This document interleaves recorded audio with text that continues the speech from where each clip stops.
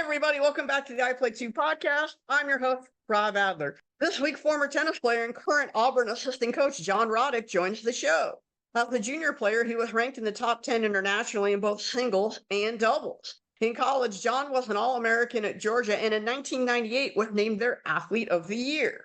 After an injury halted his playing career, John became a coach leading Oklahoma to 3 straight runner-up finishes, and then leading Central Florida to its best record and highest ranking ever.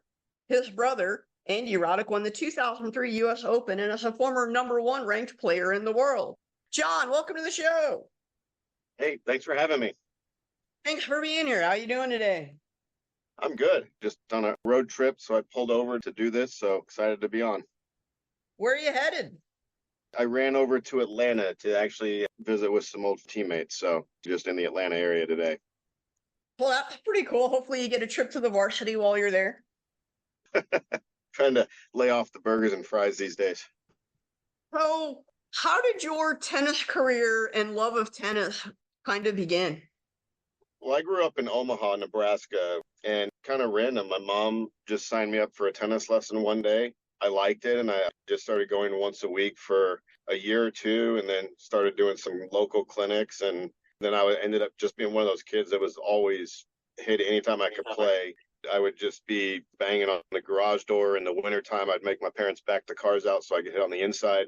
So I just loved playing, and that's kind of how it started. It was just a random lesson when you're 6 years old, and you're just trying to see what you want to do. And our parents had always pushed us into sports as far as an activity outside of school. And so my older brother was a national champion springboard diver, and I think my parents liked the flexibility of the individual sports, and you could kind of select what you played. And also, too, with an individual sport, you don't have a coach that tells you can't play or you don't get minutes. So I think that played into it as well. But I took to it, as did Andy, when he started playing, and we just really enjoyed the junior tennis and the competition. As you get older, a little bit of the travel and all that. There wasn't really any grand plan or anything like that. It was just more to make sure we're active and doing something with a goal and just trying to have a healthy lifestyle, really, and turn into this good monster for us in the family, I guess. Was there a moment early on in your tennis career where, let's say, you won a match or there was a really good point that you said, all right, I really, really want to do this? I guess there was kind of two moments when I was younger. In the groups that I was in, I was always younger, and so I didn't think I was very good compared to the other kids in my group, but I was probably 8 and they were 10, 11, 12, so a good bit older. And back then I was using a Prince Junior racket, and the other kids were using bigger, more adult rackets, graphite and whatnot. And so I was losing a lot, or at least struggling and fighting and competing, but it wasn't easy. And that'd be like going to a BMX bike race or something with a tricycle is what I was trying to do.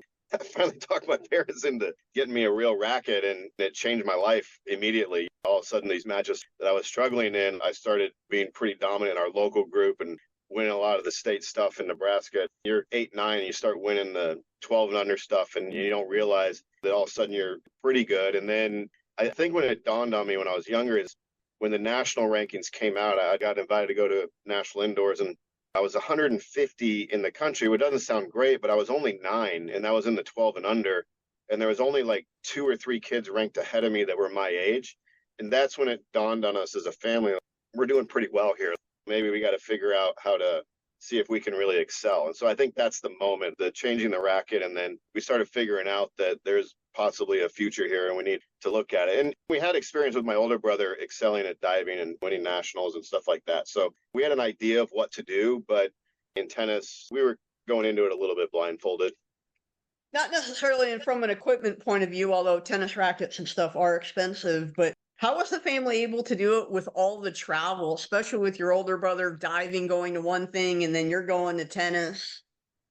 He's 9 years older than me. So by the time I started getting, he was in high school and part of a traveling team. And that wasn't too much of a problem. We drove to a lot of places. I mean, luckily we're in Nebraska, so you're kind of in the middle of the country. So we could get to places pretty easily, either driving or flying.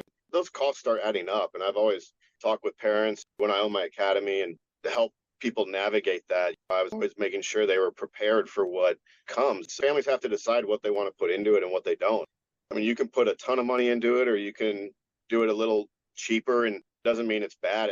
but you just have to be prepared for that. I mean, that's just the reality of it. I mean, luckily, my parents, as we got older, were in a position to be able to invest in our tennis. So we were very fortunate in that regard. But you have to have dedicated parents that are going to take the time and want to do that stuff and go on those trips and kind of dedicate their life too. That's not an easy ask for everybody. Being a coach, or when you were running your academy, how do you fully communicate that message to parents? Because I'm guessing not every parent understands that. People that know me, I would do it very bluntly. This is what it is, and you either like it or you don't. And at my academy, we were at a pretty high level. We had a lot of international juniors. We had a ton of players playing in junior grand slams and even professional players coming through. So they already had an idea for the most part. I think our local program, there was a little bit more of a shock to the system. And I told her, I said, look, you can become a great high school tennis player coming here 2 or 3 days a week and taking a lesson, just kind of the normal stuff that people do. But if you want to be where these other players are that are coming in from out of town, and there's a whole nother level to this and multiple layers, and some people want to do it and some people don't. And I think either choice is okay. It's whatever people are comfortable with and what they want to do and what their goals are, and financially what they can afford to do. Tennis is not cheap, as we all know, and so you have to be prepared for that. Growing up, who are some of the idols that you had in the athletic world? I'll start outside because I think other sports are important as far as your development when you're little. As a coach now, I can usually tell when a kid only played tennis, but I played baseball, soccer, basketball. I wanted to play football, but my parents didn't let me. Should probably thank them for that now. But I love George Brett, the baseball player for the Royals, Magic Johnson. In the tennis world, Boris Becker, Andre Agassi. I respected Lendl. He wasn't my favorite player, but I loved watching him, the way he went about it. Stefan Edberg, Jim Courier a little later. So all those guys from the 80s and 90s, they were all my favorite players and who I looked up to. I'm with you on Stefan Edberg. I always loved how he just would keep his cool no matter what was going on unless something really strange happened. Yeah, Mats Wilander too was out of that mold. And Connors now, I love watching old videos of Connors on YouTube. It's really fun as you're sitting on the couch later and there's nothing on to put some of those on. It's just fun to watch. And I hope people realize how good those guys were playing with the equipment they were playing back then. And those guys are amazing. I still maintain, and I'll die on my sword on this, that Martina Navratilova is the greatest tennis player ever. I think she's there. And Steffi Graf, you start splitting hairs on greatness and they overlap, but Steffi was the younger player then. I mean, Chris Everett's hard to argue against, but Martina just all around. I mean, she could do everything. And then being a lefty, and what a competitor too. And we were lucky to watch all those players growing up.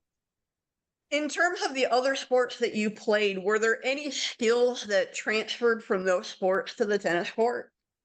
I think there's a lot. I mean, sometimes you don't really know it. I think basketball, you have all the lateral up and back movement in basketball that you have in tennis. It's different, but it just makes you more well-rounded. Played a lot of soccer, and it's the same thing, and you have that movement. And I think it just makes you a better athlete. You can do things with your hands and your feet playing basketball. It just sharpens your athletic skills, and I think that's really important for any athlete in any sport, especially at a young age. You don't have to play those sports forever. I mean, until you're 12, 13 years old is probably fine, but if you don't do it at all and you just play tennis, I think there's things that you're going to be lacking unless you're playing pickleball and other things. There's other things you can do too. It doesn't have to be the major sports, but there's some sort of learning at a level where there's no coach involved and you're just learning how to move and how to be an athlete and do those things on your own. And when you learn that way, it's really going to benefit you long term. With the focus on sport specialization at a younger and younger age, do you think that's a detriment to a lot of athletes, regardless of whether we're talking tennis or another sport? I don't think that's a good thing. I think that's the business that we're in. I think that's coaches and programmers doing what they do to have a business. And I'm not faulting them for doing it. And I played more tennis than I did anything else. Played that year round, but I also played soccer. I played basketball through junior high school. So I did those other things, but the specialization is not good for young kids. They need to do a little bit of everything. And you can have one that you focus on. That's fine and that's good. But I think you lose a lot if you don't play the other sports and just have fun with it. You're 10 years old or 11. You don't need to be diehard focused on one sport like you're going to be number one in the world tomorrow. You want sports to be fun, number one. And then from there, it can branch out. And then If you start realizing you're really good at something, then focus on it. I think it's the business of it. I think parents need to be very careful with their selection of what they're doing and why they're doing it and who's telling them to do it. But it's hard to navigate as a parent. You can end up spending a lot of money and not get much, or you can spend just a decent amount of money and get a lot. It really depends who you're around and what you're doing. And you want to make sure that their interests align, I guess, is the right way to look at it. Growing up, I couldn't find this online, so I'm asking this somewhat blindly here. Did you ever play in the Orange Bowl event? I did. For some reason, I never played very well in that event. I had okay result, like round of 16 maybe twice, but I struggled in that event for some reason with my level. I never played well there. I played it in 14s, 16s, and 18s, but it was a tough event. Back then, it was on clay. I don't know why we invite the whole world to come over and then we play on their surface. To me, with the USGA, that makes absolutely no sense, but that is what it is. So I played. It was a fun event. I just wish I would have played better. As a player, because most of the US is on hard court, there are some grass, and as you mentioned, there's a clay tournament. But what's the transition like when you're going from surface to surface? It depends where you're at in your career. I mean, pros do it at the drop of a hat. I mean, you go from hard to clay to grass sometimes in 3 weeks if you're going. I remember traveling with Andy, and I was traveling full time with him for 3 years. I think it was '07, maybe '08, something right around there. And there was a time where we played Miami on hard, and then the next week was on grass for Davis Cup. We played against Chile. We had maybe a week off and a week to get on clay. And the next tournament was on red clay in Houston when they used to have that red clay event there. So we literally went from hard court to grass to clay in 4 weeks. So at that point, really, you better be a professional. There is no transition. You just better be able to go out and play. Juniors, it's a little different. You get a little more time. They're not throwing Davis Cup in there. So you see the clay court season coming. You know when the hard courts are there. And I think for scheduling for high-level players, whether you're a junior or a pro, even more important on the pro is you need to go to places that the conditions are best for you. And that's not chasing points, that's not trying to cheat the system. You just want to give yourself the best chance to succeed at that level because our sport's about confidence a lot of times. And if you're going to tough places where the conditions don't match your game, that's like running into a cement wall over and over and expecting a door to be there sooner or later. That's just not the way it works. So it's not easy to transition, but I think American kids need to not worry about it too much. Just play on the hard until you're a pro. And Sam Querrey, he's a great example that he did not play much on clay at all. And I knew his coach at the time, Grant Doyle, and they did a great job as far as his schedule.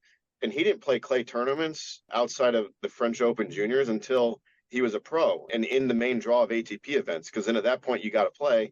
And even then, for like Andy and I know Sam, we limited our schedule a little bit more during that time frame because there's no reason for Andy Roddick to go and play 12 clay court tournaments. And he won 5 in his career, so it wasn't like he was bad on clay. Everyone thinks he was not a great clay courter. He struggled with the French, but it would be cold and rainy. The conditions were working against us a little bit a lot of times, and the players are ready to play. But I think it's important that you put yourself in the best position you can. No one's going to change the surface of the French Open, so you're going to have to go do it. But I think we put a major overemphasis on being able to play on clay. It's okay if we're not as good on clay as the Spaniards. They're not as good on hard for the most part. So that's just where you grow up, and trying to force that is like the square peg round hole mentality. And I don't really understand it. And I've seen a lot more success with young pros like Steve Johnson, Sam Querrey, Andy, James Blake. We didn't force clay on those guys. They did it their own and they didn't do it. And then the times where clay is always forced on kids, they end up struggling because it's not their best surface. And it's okay if clay is not your best surface. So that part I never quite understood why we do that. But those decisions are made in an office that I don't really have anything to do with, and that's okay. Well, I'm going to guess clay is not the answer to this, but what was your favorite surface to play on? I liked hard courts the best. I kind of like the medium hard court. I like playing indoors as well. Indoor, I need a little more time, but I didn't mind the speed once I adjusted. But anything from a medium slow to even a medium quick indoor court was my favorite way to play. And I like the heat. So I did like playing outside in the summer. We moved to Texas and then lived in Florida. And so the heat, it never bothered me. And so I felt like that was a big advantage outside in the summer as well.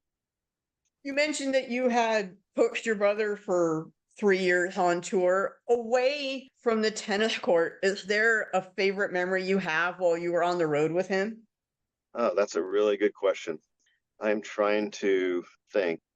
Being able to spend that time with him, where he's playing and he's one of the top 3 or 4 players in the world regularly. And just being able to go and experience that as a whole, I don't know how to say one instance, but just some of the stuff we're able to do. I mean, you go to those tournaments and you're ranked there. I mean, we'd get invited to go to the Red Hot Chili Peppers concert and sit on the side of the stage. And to be able to do those kind of things was really neat. I'll never experience that again in my life. And that kind of stuff, it's really cool and special being able to do that.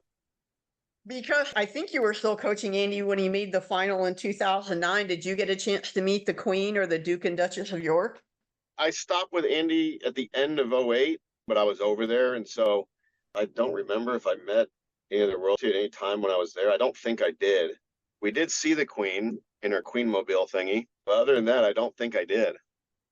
Going back to the end of your high school career, what was the recruiting process like for you and how did you end up at Georgia? It was very different back then. From 77 to about '03, I think. Only 4 schools have won the national championship. You had Stanford, USC, UCLA, and Georgia. And so for the top American players, you pretty much went to one of those 4 schools. And so I was kind of at the tail end of that era.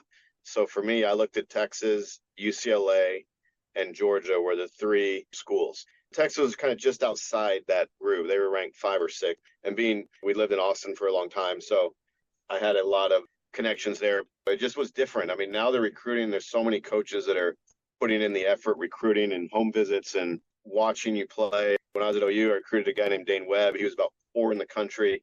And I went everywhere that guy went for 2 years almost. And back then, it wasn't the same. It was one of those things where Manny Diaz and Billy Martin called me and said, hey, do you want to come? And I said, I'd certainly like to consider you guys. And there were no home visits. I just went on my official visit. I mean, they called me maybe 3 or 4 times. And that's just different than the way it is now. I mean, now it's so professionalized and it's more of a business.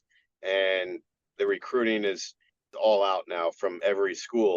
The recruits need to make sure they tell schools if they don't have interest, hey, I'm not interested right now. If something changes, I'll let you know. And that's kind of how I handled it.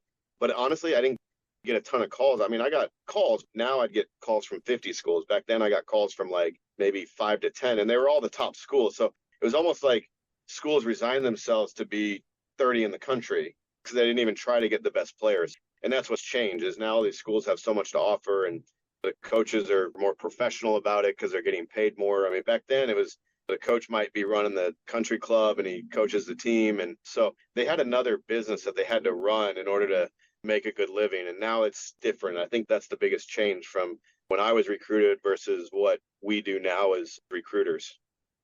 At Georgia, you played against some pretty good players, whether James Blake at Harvard, the Bryan twins at Stanford. Just how good were each of those players before anybody who wasn't in the tennis world really knew? That's a good question. That's a fun one. Yeah, I played James Blake in my senior year. He was a freshman at Harvard and I was a senior. And he kind of come out of nowhere. And it's funny. I remember seeing him at this USTA rookie pro and top college camp in December. And James was there. And that was the first time I'd seen him. And I'm 3-4 years older than him. So there was really no reason that I would have seen him. And I'm like, oh, who's this guy? He's like a little skinny guy. He's got no backhand, pretty fast, forehand's okay, doesn't serve that big. And so I look at him, I'm like, man, was I like that when I was a freshman? Thinking like maybe we weren't as good as we thought we were. And then I played him in May and we were playing doubles. And my partner was one of the best doubles players in the country, or maybe the best doubles player in the country. And he'd always cut off the ball to the net. And I never hit an inside volley after my first serve, maybe the whole year. I served at James' forehand thinking, okay, I saw this guy. His forehand was pretty good, but I don't think it was anything special. And he hit the hardest forehand that up to that point in my life that I had ever seen. And I'd practiced with Courier.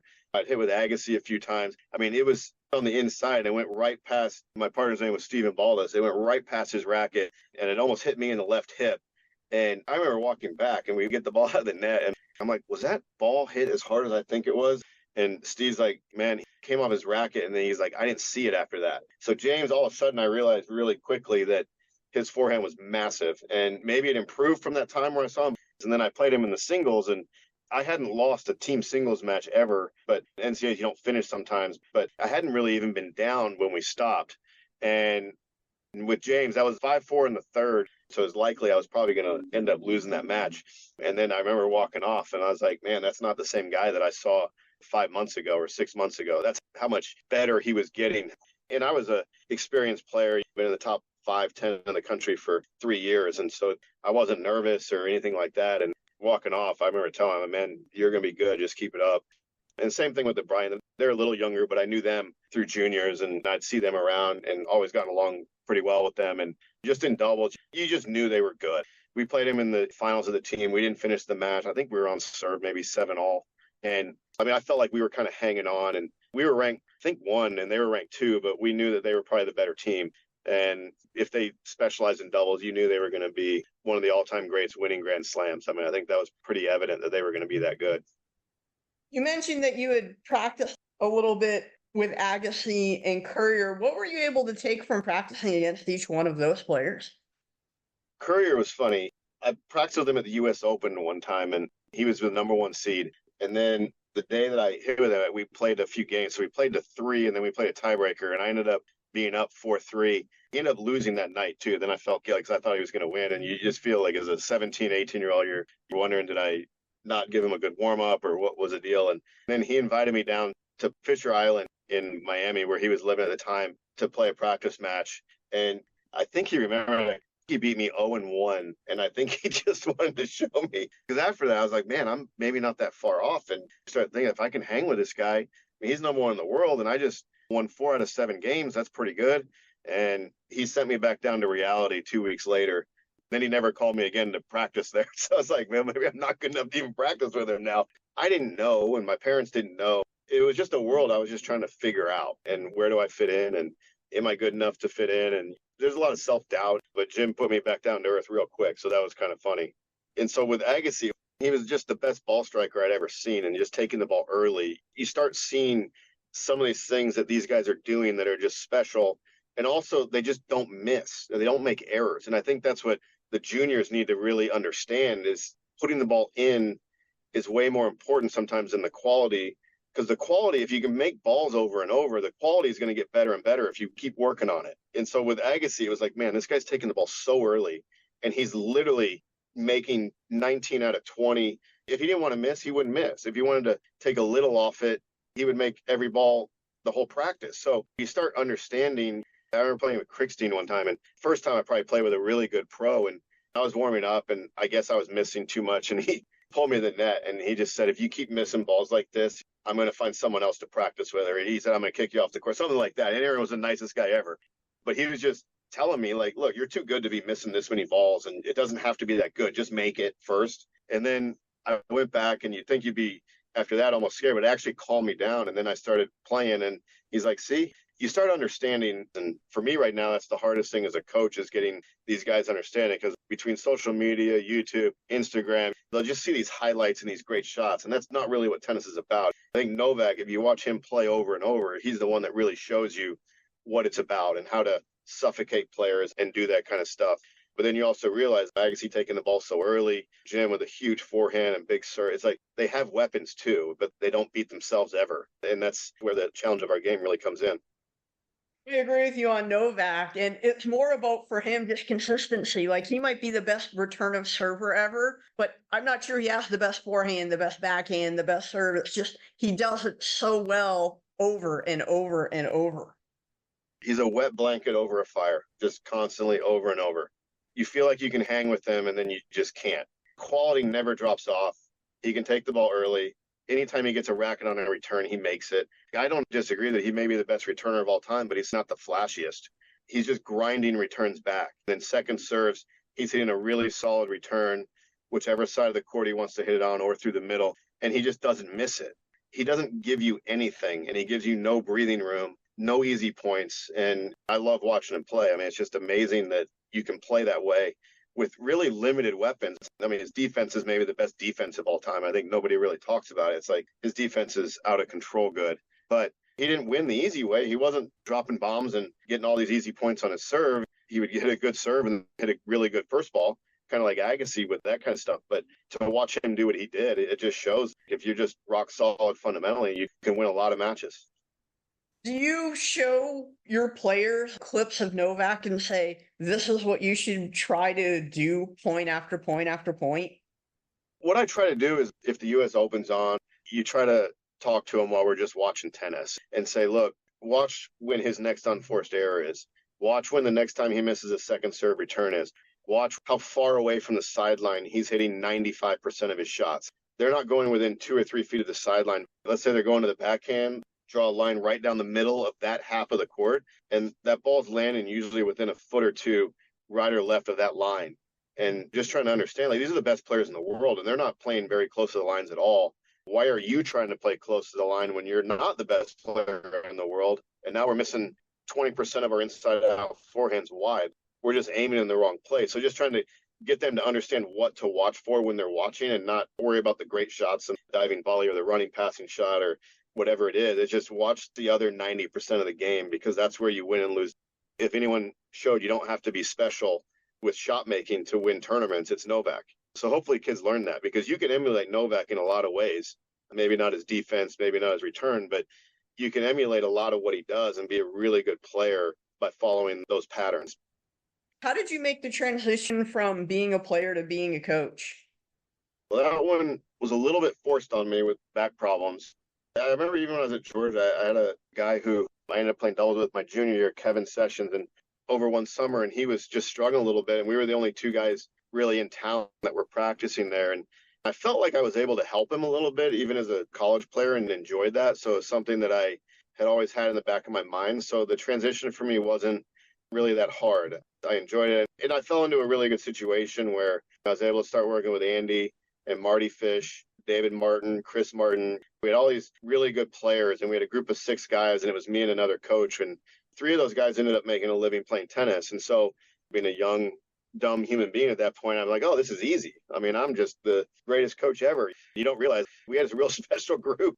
Those players had a lot to do with that, and you end up learning from them. So I was very fortunate with the transition that I was able to make, and then going to be Manny's assistant, and we won national championships and state singles titles and stuff. So I was very fortunate to be around a lot of success early on and just kind of go from there. But a little bit of being in the right place at the right time, but also having a little bit of a knack for it, where I could really help make an impact on a guy, especially in like 6 months, and help them get a lot better. And so for me, the transition was kind of natural and really kind of easy.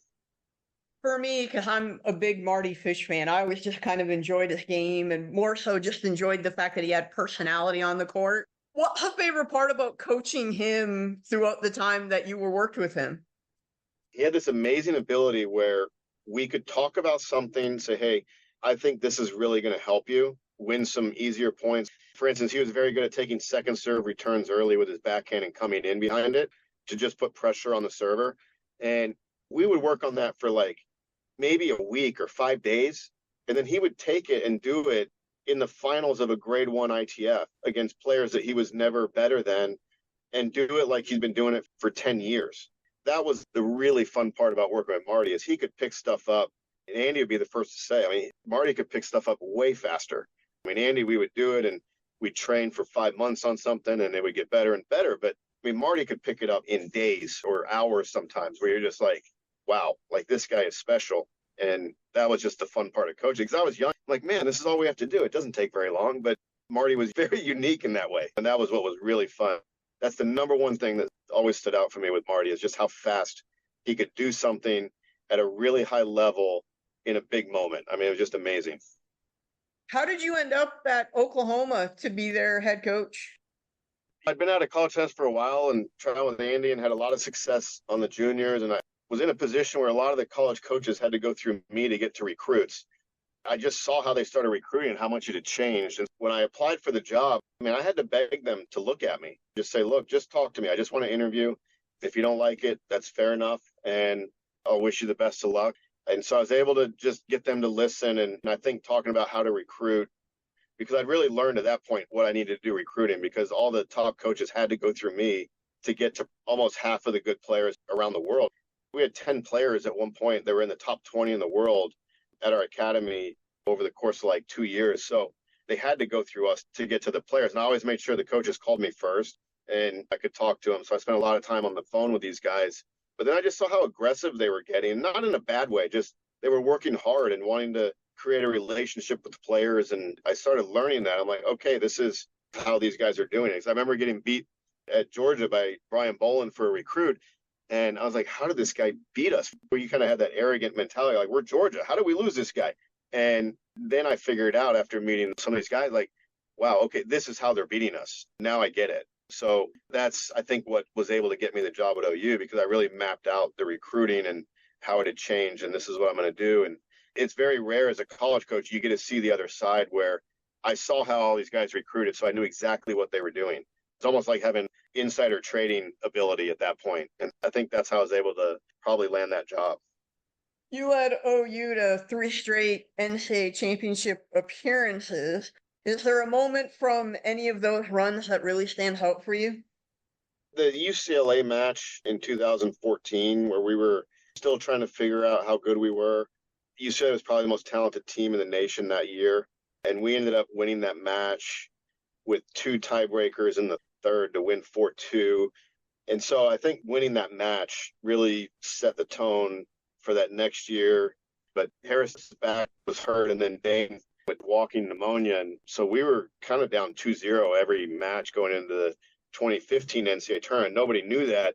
And we still made the final, which I'm incredibly proud of, considering what we were dealing with from a illness and injury standpoint, which was unfortunate because we'd been healthy the whole year. And Harris threw out his back in the round of 32 and fought like a dog to play, but he just wasn't the same. And same with Dane. We didn't really know what was wrong with Dane. We found out later.